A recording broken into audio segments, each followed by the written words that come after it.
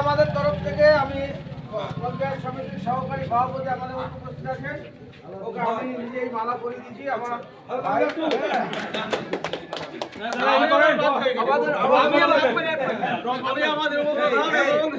ইলেকশনের যিনি প্রধান ছিলেন